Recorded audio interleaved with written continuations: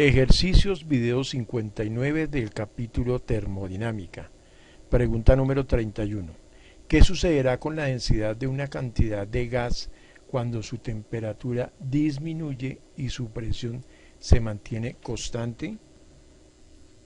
Bueno, vamos a recordar esta formulita, esta ecuación. Dice, presión por volumen sobre temperatura es constante. Entonces, dice aquí, cuando su temperatura disminuye.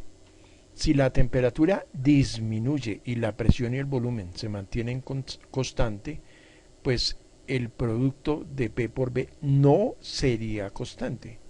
Repetimos, si la temperatura disminuye, como es inversamente proporcional, P por B aumentaría. Pero eso no puede darse porque eso tiene que dar constante. Entonces, para que P presión multiplicado por volumen. Presión dice aquí que se mantiene constante, entonces esto sí se queda constante. Si la temperatura disminuye, volumen tiene que disminuir, porque si no disminuye, entonces no va a ser constante P por B sobre T. ¿Listo? Repetimos, si la temperatura disminuye, el volumen disminuye. Ahora, ¿qué sucede si el volumen disminuye? Entonces, lo que acabo de decir acá, si la masa es constante y el volumen disminuye, la densidad aumenta. Repetimos, yo no sé si se maneje muy claro esto. A uno le dicen densidad es igual a m sobre b. Ah, sí, hay que dividir la masa y el volumen para hallar la densidad. No, analice lo siguiente. La densidad es directamente proporcional a la masa. ¿Qué significa eso? Que si el volumen es constante y la masa aumenta, la densidad aumenta. Si el volumen es constante y la masa disminuye, la densidad disminuye. ¿Listo? Ahora analicémoslo desde otro punto de vista. La densidad es inversamente proporcional al volumen.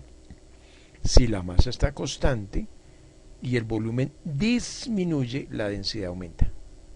Si el volumen aumenta, la densidad disminuye. Eso es lo que tenemos que entender acá. No es simplemente densidad igual a masa sobre volumen. No.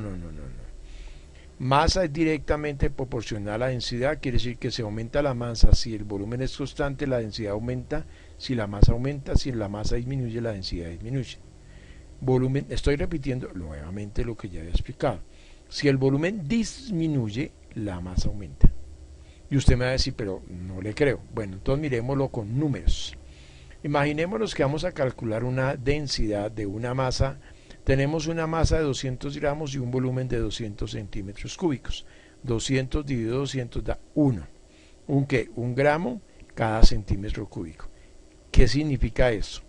Que si tenemos un gramo de una cierta sustancia, voy a tomar el agua. El agua tiene esta densidad. Está diciendo, cada gramo de agua ocupa un volumen de 1 centímetro cúbico. O cada centímetro cúbico de agua tiene una masa de 1 gramo. Ahora, bueno, vamos a mirar lo mismo. Pero imaginemos lo que dijimos acá, que si la temperatura disminuía, el volumen tenía que disminuir. Entonces, imaginémonos que el volumen era de 200 centímetros cúbicos y disminuyó a 100 centímetros cúbicos. Entonces, teniendo la misma masa y el volumen se redujo a 100 centímetros cúbicos, mire lo que sucedió con la densidad, aumentó. Lo que yo había dicho acá, si el volumen disminuye, la densidad aumenta. ¿Y por qué el volumen disminuye?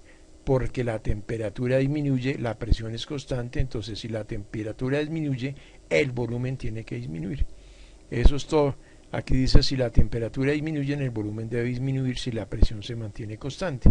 Si la densidad es masa comparada o dividida por el volumen, si este disminuye con la masa constante, la densidad aumenta.